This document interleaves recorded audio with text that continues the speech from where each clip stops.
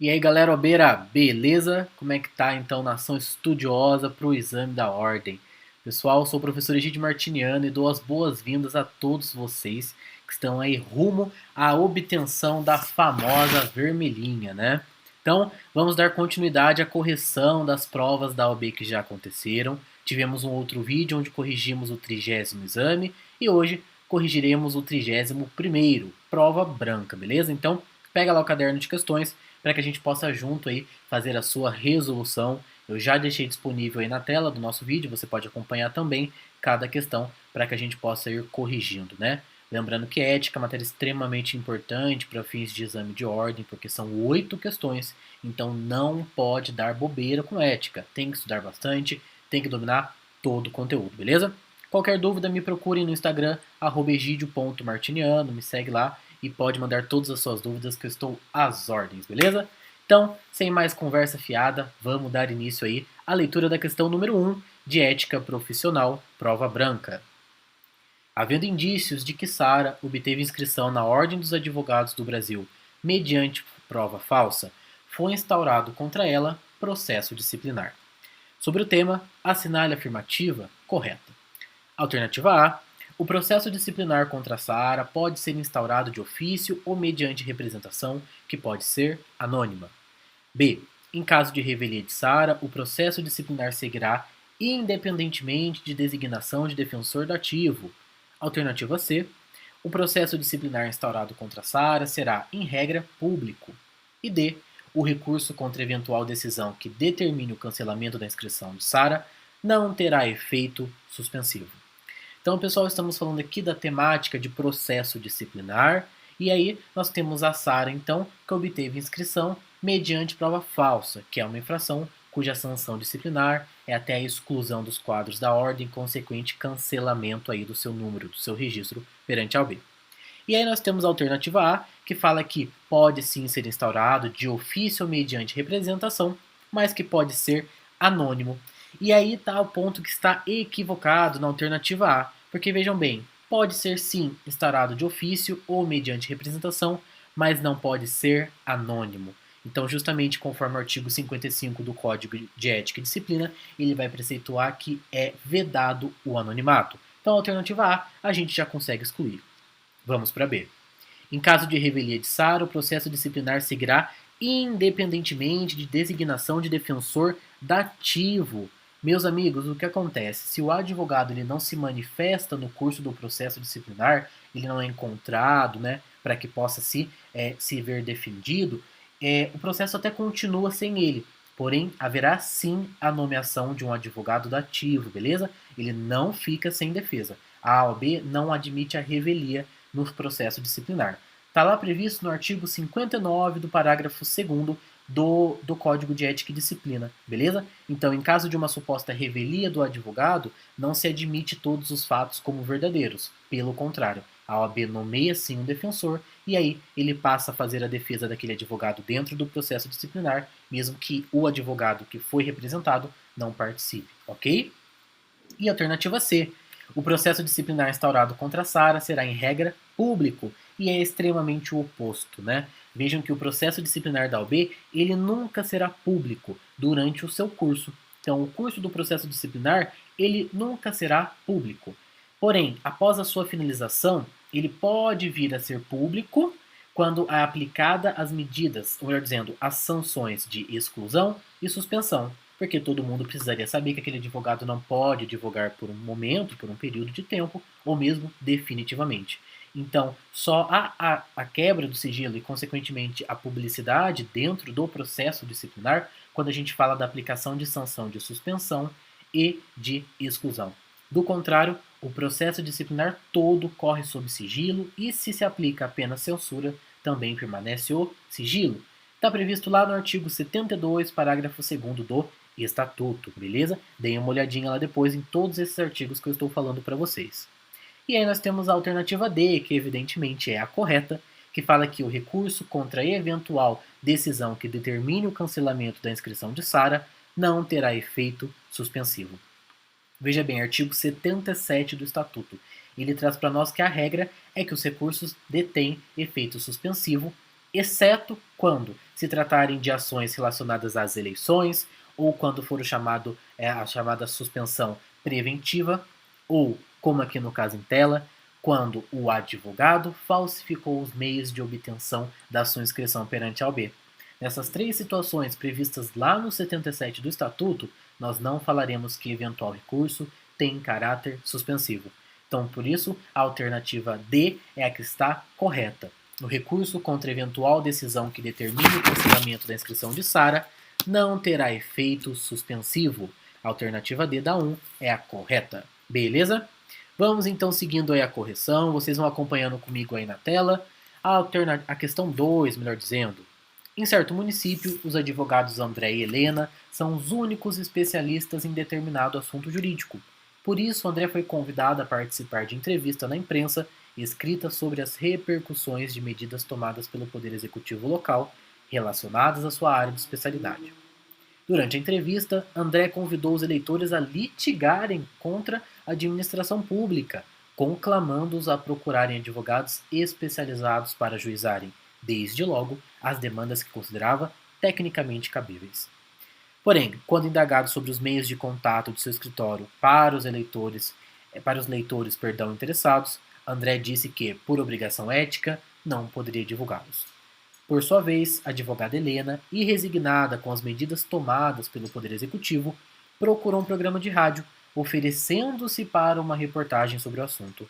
No programa, Helena manifestou de forma técnica, educativa e geral, evitando sensacionalismo. Considerando as situações acima narradas e o disposto no Código de Ética e Disciplina da OAB, assinale a afirmativa correta.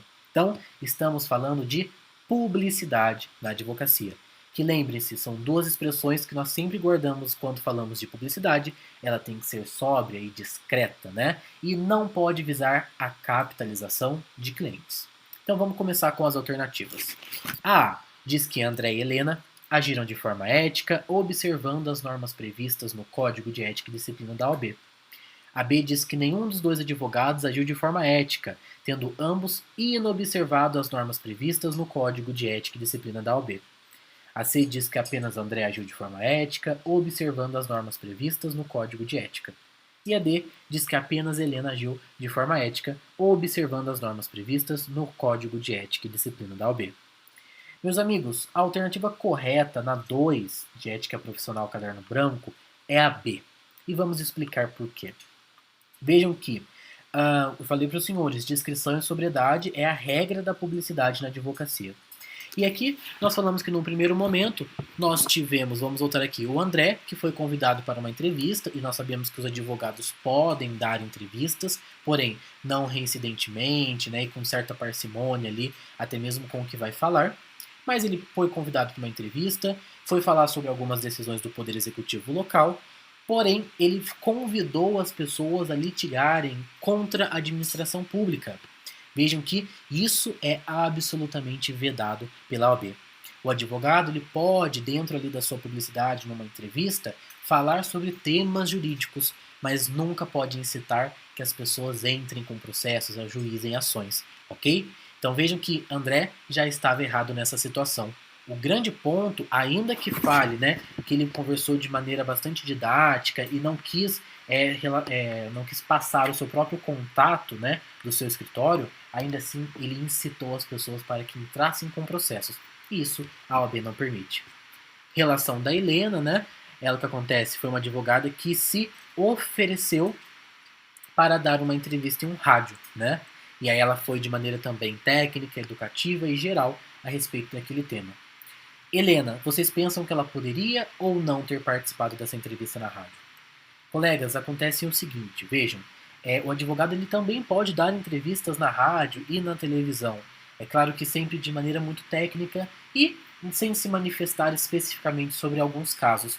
Porém, vejam que o Código de Ética fala explicitamente o fato de que o advogado ele não pode se oferecer para participar, né? Ele não pode procurar estar na mídia. O advogado, pelo contrário, ele deve evitar manifestações excessivas, seja no rádio, seja na TV, seja em qualquer outro meio de comunicação, como mesmo um jornal. Então ele pode ter colunas, né? Um outro exemplo, ele poderia ter colunas em jornais, sejam em blogs também, Poderia, porém sempre de maneira técnica. Agora, se oferecer, vejam que quando eu fui ler a questão, eu dei essa ênfase, né? Ela oferecendo-se para uma reportagem sobre o assunto. Então, este ponto também seria alvo aí de proibição por parte do Código de Ética e Disciplina. Vejam que a questão ela é capciosa, né? Ela fala que de fato foi sim uma fala educativa, né? E o outro colega, embora tenha incitado que as pessoas entrassem com processos, não quis passar os contatos para o seu escritório. Todavia, são todas elas situações proibidas pelo Código de Ética, por isso que a alternativa B é que está correta. Deem uma lida no artigo 42, inciso 5 e também no 43 do Código de Ética e Disciplina, que ele é bem literal com relação a essas duas situações que nós trouxemos aqui, beleza? Publicidade, diga-se de passagem, é um conteúdo que sempre cai na OAB. Então, vale a leitura dos artigos, beleza? Vamos dar continuidade então, galera. A questão 3 diz que o advogado Fernando foi contratado por Flávio para defendê-lo extrajudicialmente, tendo em vista a pendência de inquérito policial em face do cliente. O contrato celebrado por ambos foi assinado em 10 de março de 2015, não prevista a data de vencimento. Em 10 de março de 2017, foi concluída a atuação de Fernando, tendo sido homologado o arquivamento do inquérito civil junto ao Conselho Superior do MP.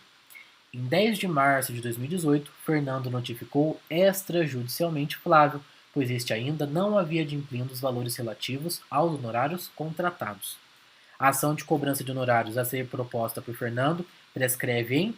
Primeira regra, quando a gente vai falar de prescrição da ação de cobrança de honorários, é que ela é de 5 anos. Então, 5 anos é o tempo que o advogado tem para que possa cobrar os seus honorários. Por isso, a gente já vai excluir a alternativa A, que fala de 3 anos, contados a partir de 10 de março de 2015, e a C, que também fala de 3 anos, mas contados de 10 de março de 2018.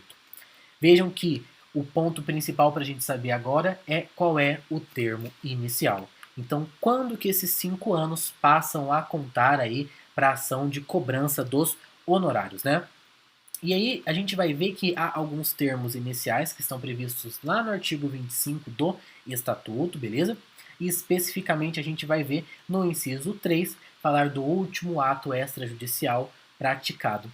Vejam que, se a gente, por exemplo, não tivesse outros termos iniciais e restasse apenas o momento que o contrato foi celebrado, que seria 10 de março de 2015, ele seria o termo inicial. Por isso que vocês têm que observar qual foi o último ato praticado dentro das hipóteses do artigo 25, que no caso já diz para os senhores que é o inciso 3 do último ato extrajudicial praticado, para que então a gente saiba quando que vai passar a contar esses 5 anos.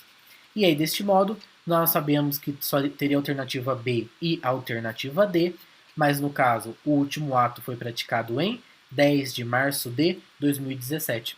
Por isso que a questão 3, a alternativa, ela é a letra B. 5 anos, contados de 10 de março de 2017, beleza? Deem uma lida nas hipóteses dos termos iniciais do artigo 25 do Estatuto, importantíssimo. Vamos para a questão 4. Os sócios Antônio, Daniel e Marcos constituíram a sociedade Antônio, Daniel e Marcos Advogados Associados, com sede em São Paulo e filial em Brasília. Após desentendimentos entre eles, Antônio constitui sociedade unipessoal de advocacia, com sede no Rio de Janeiro. Marcos, por sua vez, retira-se da sociedade. Sobre a situação apresentada, assinale a afirmativa correta, né? Já dou uma dica para vocês, nós temos vários nomes e a todo momento a questão trabalha com todos eles simultaneamente. Portanto, fica a dica. Grifem na prova os nomes e as situações que vão corresponder a cada uma das figuras que surgem ali no programinha. Que isso ajuda vocês a se organizarem na resposta, beleza? Então, basicamente nós temos uma sociedade a princípio, que tem sede em São Paulo e filial em Brasília. E aí tiveram desentendimentos. Antônio foi constituir uma sociedade unipessoal de advocacia no Rio de Janeiro. E aí vocês me perguntam, ele pode, professor? Pode sim, beleza? A sociedade unipessoal, lembrando, é aquela sociedade de um único advogado. A que ele tinha em São Paulo e Brasília chama sociedade pluripessoal, beleza? E aí Marcos, como eles brigaram, ele não gostou, ele se retirou da sociedade, né? Então nós vamos entender que Antônio permanece e Marcos também. E aí As alternativas vão trazer algumas questões para nós de o que vai acontecer com essa sociedade e o que eles poderiam ou não fazer. Vejam que a fala: Daniel não está obrigado a manter inscrição suplementar em Brasília, já que a sociedade Antônio, Daniel e Marcos tem sede em São Paulo. Alternativa B: Antônio deverá retirar-se de Antônio, Daniel e Marcos, advogados associados, já que não pode integrar simultaneamente uma sociedade de advogados e uma sociedade unipessoal de advocacia. C: Mesmo após Marcos se retirar da sociedade, permanece o impedimento para que ele e Antônio representem em juízo clientes com interesses opostos. E a D, que fala que caso Antônio também se retire da sociedade, ela deverá passar a se chamar Daniel Sociedade Individual de Advocacia. Já vamos aí trazer a resposta para que vocês não fiquem com curiosidade, né? Então, na questão 4, a alternativa correta é a D. Porque, vejam bem, caso só sobrasse um único advogado, né, que a princípio pertencia a uma sociedade, é plenamente possível que ele integralize as chamadas cotas. Então, quando nós estudamos empresarial, a gente sabe que uma sociedade é formada por cotas, e claro que uma sociedade advocatícia também possui as suas cotas. E, eventualmente, se os advogados vão saindo e sobra apenas um, não há qualquer impedimento para que ele integralize essas cotas, tá? Está lá no artigo 15, parágrafo 7º do Estatuto da OAB, beleza? Dei uma olhadinha lá que fala da integralização das cotas. E aí o que acontece? Tem algumas questões que a gente pode falar para que fique completo, né? Veja, a OAB ela traz uma vedação de que um advogado não pode constituir no mesmo conselho seccional uma sede de uma sociedade, né? Ou uma filial, ou mesmo uma sociedade unipessoal. O que significa isso? Que, por exemplo, eu, Egídio, posso ter um escritório aqui em São Paulo, mas não posso ter uma filial também em São Paulo, mas eu posso ter uma filial no Rio de Janeiro. Mas eu ainda quero ter uma outra sociedade, seja unipessoal ou seja pluripessoal, ou seja, com outros colegas. Eu posso ter uma aqui em São Paulo e outra no Rio, já que a natureza é diferente, se for unipessoal? Não. Seja a sociedade pluri ou unipessoal, e eu só posso ter também uma em cada estado.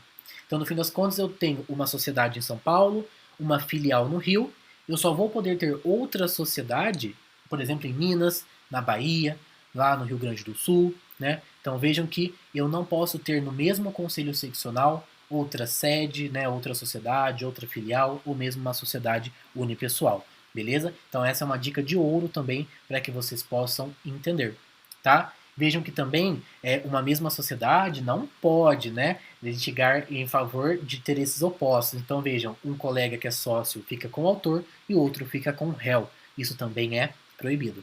Mas, porém, a gente viu a situação ali nascer. Saiu um dos sócios do escritório, cessa esse impedimento. Evidentemente, ele não faz mais parte da sociedade. Poderia sim, né, pegar o cliente que é o autor e a sociedade pega um cliente que é o réu, sem problema algum, beleza? Então, a 4 nós vimos que a alternativa correta é a D. Vamos aqui para a 5. Um escritório de renome internacional considera expandir suas operações, iniciando atividades no Brasil. Preocupados em adaptar seus procedimentos internos para que reflitam os códigos brasileiros, seus dirigentes estrangeiros desejam entender melhor as normas a respeito das relações entre cliente e advogado. Sobre este tema, é correto afirmar que os advogados brasileiros, alternativa A, podem, para adoção de medidas judiciais urgentes e inadiáveis, aceitar procuração de quem já tenha patrono constituído, sem prévio conhecimento deste. B. Deverão considerar sua própria opinião a respeito da culpa do acusado ao assumir defesa criminal. C. Podem funcionar no mesmo processo, simultaneamente como patrono e preposto de seu cliente, desde que tenham conhecimento direto dos fatos. E D.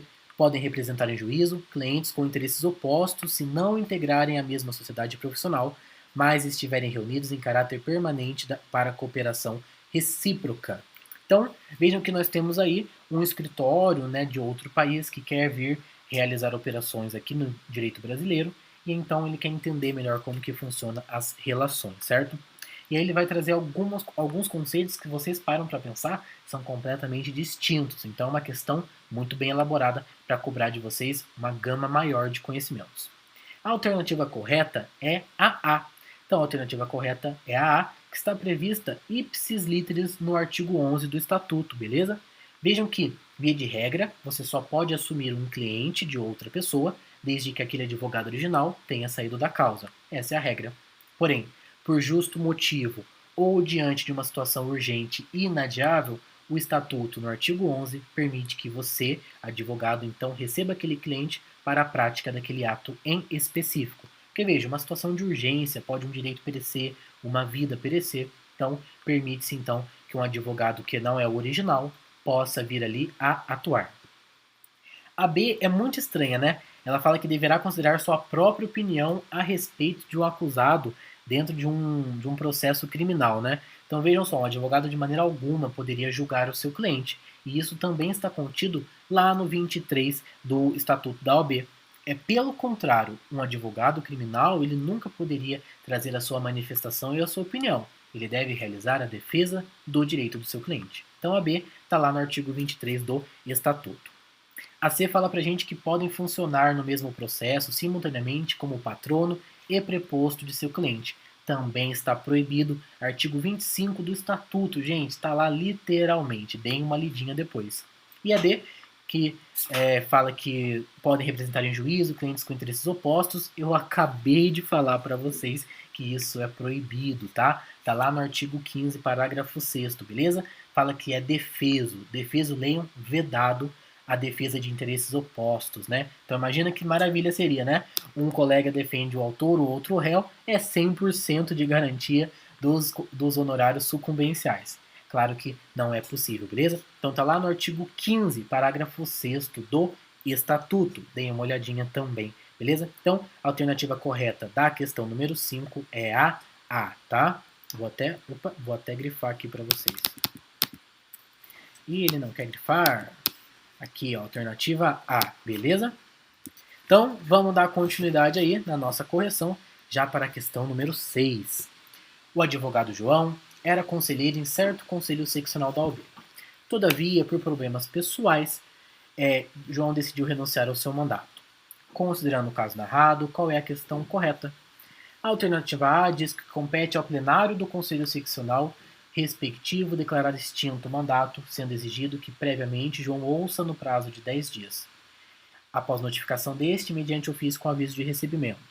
A B diz: compete à diretoria do conselho seccional respectivo declarar extinto o mandato, independentemente de exigência prévia de notificação para a oitiva de João. A C diz que compete ao plenário do conselho seccional respectivo declarar extinto o mandato, sendo exigido que previamente ouça João no prazo de 15 dias após notificação pessoal deste. Compete à segunda Câmara, diz a alternativa D, do Conselho Federal da OAB declarar extinto o mandato independentemente de exigência prévia e notificação para a oitiva de João.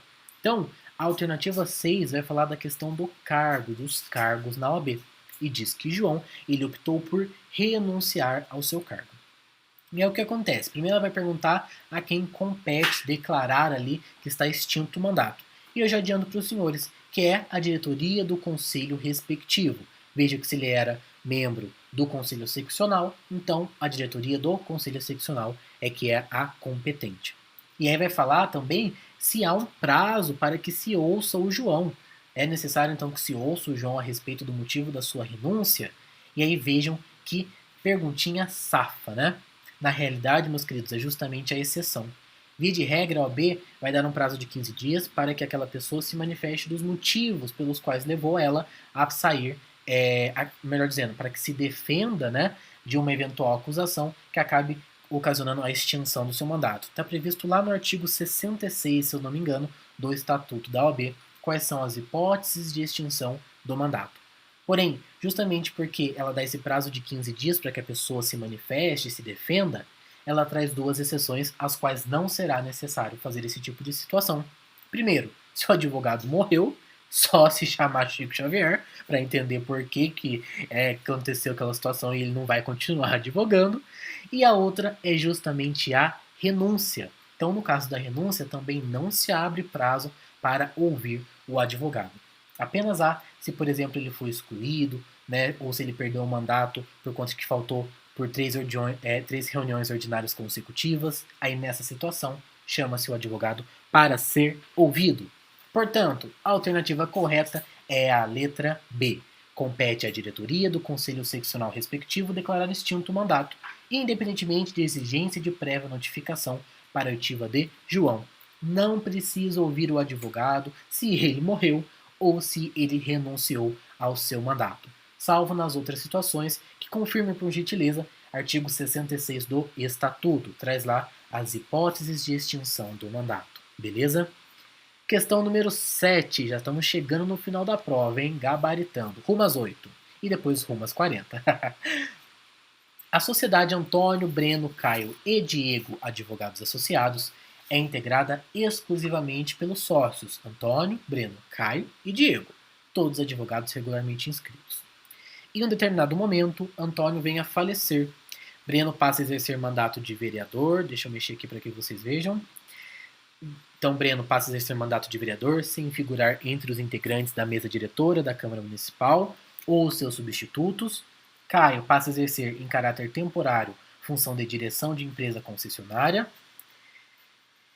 função de serviço público, isso. Considerando esses acontecimentos, assinale a afirmativa correta, né? Então vejam que nós temos 4 advogados que pertencem a uma sociedade e cada um, às vezes, acontece um tipo de situação. Antônio, por exemplo, mais prejudicado, né? Morreu.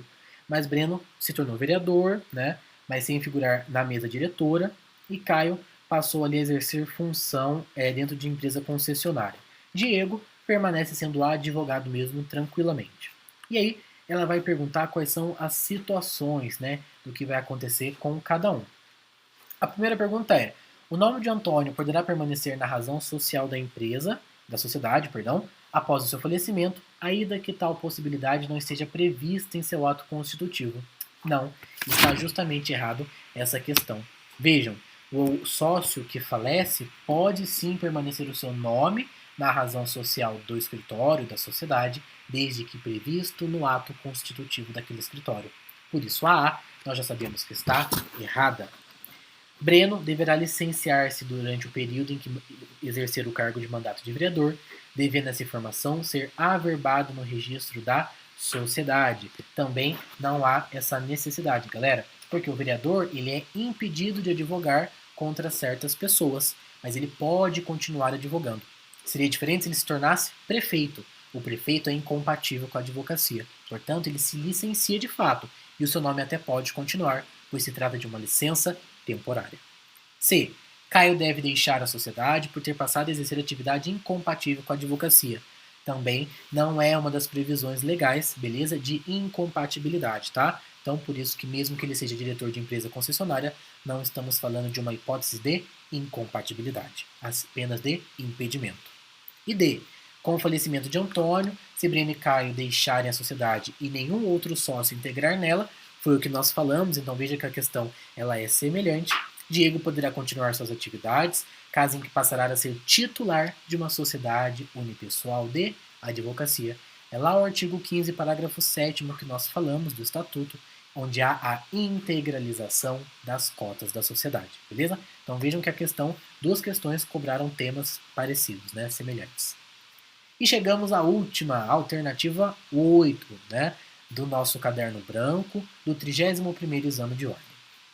Os advogados Diego, William e Pablo, todos em situação regular perante a OAB, desejam candidatar-se a cargo de conselheiro de um conselho seccional da OAB. Diego é advogado há 2 anos e 1 dia, sendo sócio de uma sociedade simples de prestação de serviços de advocacia e nunca foi condenado por infração disciplinar. William, por sua vez, exerce a advocacia há exatos 4 anos e constitui sociedade unipessoal de advocacia, por meio da qual advoga.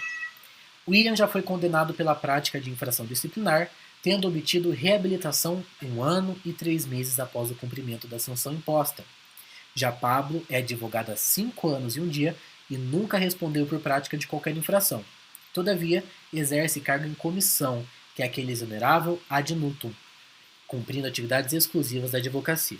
E aí, de acordo com o Estatuto, ele quer saber qual é a alternativa correta. Já adianto para os senhores que a alternativa correta é a B, e nós vamos ver por quê.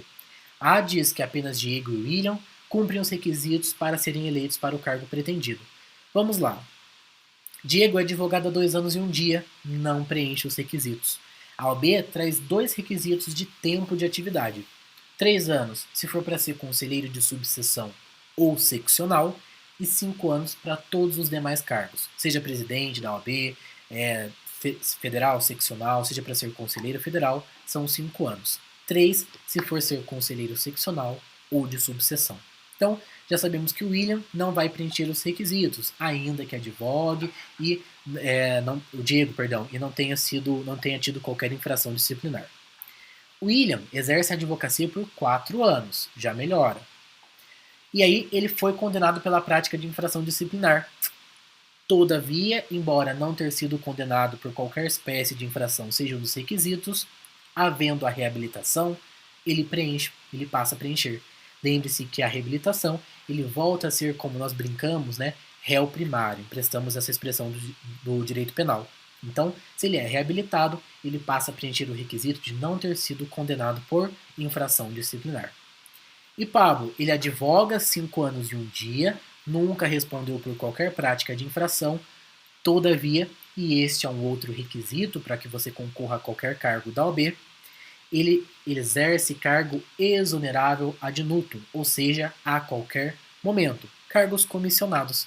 A OAB veda que advogados que atuem em cargos comissionados, independentemente de qualquer que seja a sua natureza, concorram para cargos dentro da própria OAB. Então, vejam que por isso que a B está correta. Apenas o William pode sim ter qualquer cargo, né, concorrer a qualquer cargo na OAB. Porque ainda que tenha sofrido infração disciplinar, foi reabilitado. Nem Pablo, nem Diego podem, beleza? Pelos motivos que eu já expliquei, ok? Então, meus queridos, espero que tenham entendido. Os requisitos vocês podem encontrar, salvo engano, no artigo 63 do Estatuto. Deem uma olhadinha. E qualquer dúvida que tenha ficado aí da nossa correção, podem me procurar no Instagram, @egidio.martiniano. Desejo um excelente estudo para todos vocês. Muita força, porque não é um momento fácil, mas não tenham dúvidas de que em breve alcançarão aí a famosa vermelhinha e será só sucesso, e espero vê-los aí como colegas advogados. Um grande abraço, fiquem com Deus e bons estudos. Tchau, tchau.